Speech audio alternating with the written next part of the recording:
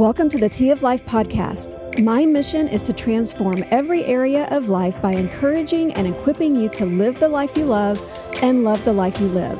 I am your host, Tiffany Thompson. Hello, and thanks for joining me today. I love that you have chosen to be here. And if you have been with us for a while, welcome back. And if you are new to my podcast, I just want to welcome you. I'm excited that you have decided to join us here. And I know it's been a while since my last episode, but I'm still trying to figure out this whole telling my story thing that I feel like God has prompted me to do. So please bear with me as I walk through it. I know that my story is mine to tell, but I still struggle with pointing the finger, so to speak. So if you have any suggestions on how I can make this better, please follow me over on Instagram and leave me a comment under this episode. I would love to hear your feedback. So now I'm just going to jump right in. Have you ever thought about how much the bad stuff is easier to believe? This is something that I have struggled with for so long, and I still struggle with from time to time. It wasn't really until my mid-40s that I began to realize that the struggle was real. From since I can remember, I thought that I was the crazy one. I still question my sanity at times, but now it's mostly when I'm exhausted, overworked, or feeling insecure. Those old feelings sometimes creep back into my mind, but in my mid-40s, I began to learn that I am actually not crazy at all. I do say that I began to learn because, for me, it wasn't an instant knowing. It was something that I had to work through, and it's something that I still have to work through. I mean, when you've heard or been told this your entire life, you tend to believe it easier than you don't. I remember a quote from a movie, Pretty Woman, and it's a quote that stuck out to me from the moment that I saw that movie for the very first time. And I guess at the time, I didn't know the impact that that one line would have on my future self. And that line, spoken by Julia Roberts, was, "The bad stuff is easier to believe." Like I said before, growing up and just until a few years ago, I always thought that I was the crazy one. I thought that I was the problem because I was told that I was the problem. I thought that if I was just better at being who she wanted me to be, or even more like her, I would be more likable and lovable. If I could just be more cooperative, I'd be a better person.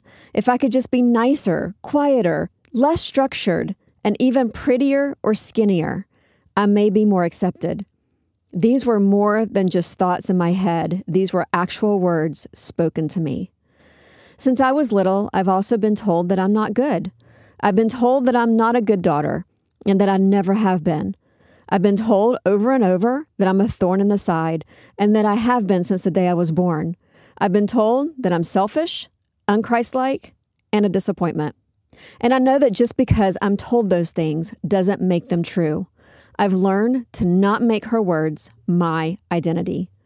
Basically, if I could just become more of the person that she wanted me to be, or even more like her, then I would be more loved and accepted.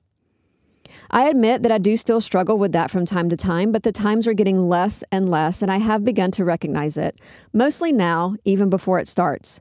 I remember the circumstances and situations that I would be in when I would feel that way and sometimes even be told those things. But now, when I find myself gravitating toward those same situations, I know that I am more in control of myself and who I am.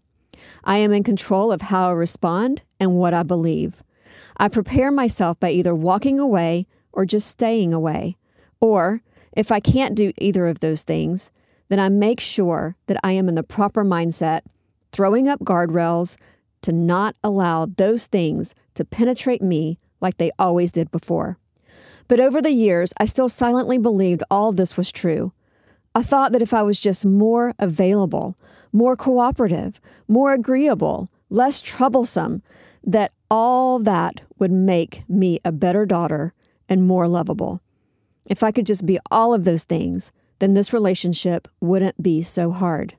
The truth is, I was not the one making this relationship so hard. I was not any of those things. I was and am a good daughter. I am a good person. I am lovable. I am not a thorn. But it took me until my mid-40s to begin to acknowledge this, and even a few years later, to truly understand and believe this. I also adopted another quote from Pee Wee Herman, and now before you go off and tell me how bad Pee Wee Herman is, just know that I am not quoting this in favor of him. I am quoting it in favor of me. And that line is, I know you are, but what am I? Now, when I hear those nasty words, I think to myself, I know you are, but what am I? And I slightly chuckle in my head. During that time, I learned to lean on my Bible to find out what God says about me, and I learned to put a boundary around God's truth. As it turns out, He doesn't tell me any of those things at all. Those other things are all lies from the devil and are not truths from God. God tells me in Luke 12:17 that I am valued. In Joshua 1:9, He tells me that I can be strong and courageous.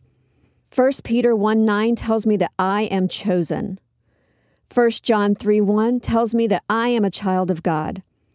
Psalm 139:14 says that I am fearfully and wonderfully made. And then in verse 17, He tells me that His thoughts towards me are precious and many.